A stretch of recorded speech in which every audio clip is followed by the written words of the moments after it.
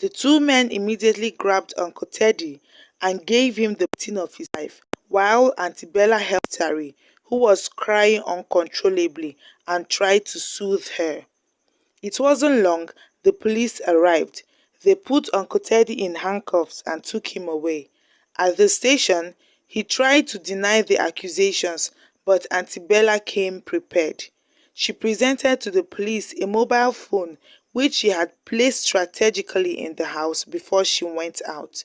She had turned on the phone's camera and put it on video mode, and it had captured everything Uncle Teddy did to Terry. She didn't go to the market. Her leaving the house was a ploy to catch Uncle Teddy in the act. The two guys that she came back with to capture Uncle Teddy were her friends.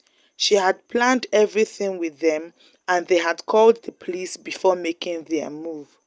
Mr. Audu and his wife Mrs. Cathy couldn't believe their ears and eyes when they got to the police station. They were humiliated, but humiliation was nothing compared to the guilt of discovering they had left their daughter in the lion's den, thinking they were doing her some good. They just couldn't forgive themselves for letting their daughter go through such trauma and abuse because of them. Mrs. Cathy and her husband, Mr. Audu, hugged Terry tightly and wept. They begged her to forgive them.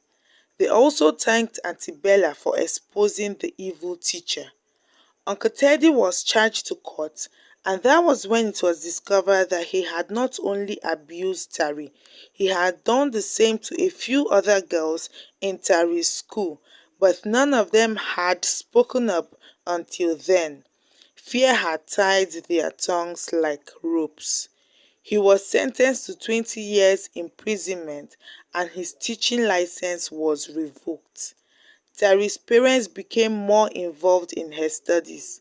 Her mom employed more hands in her business so she could have more time for her daughter. Mr. Audu also cut down on his work hours and spent more time with his family. They took Terry for several counseling sessions, and little by little she began to get over the trauma. She also surprisingly started doing better in her academics, and her parents were super proud. If you're a parent watching this, please create ample time for your children. Do not leave parenting your kids to school teachers alone. A child's academic growth is the collective responsibility of both parents and the school.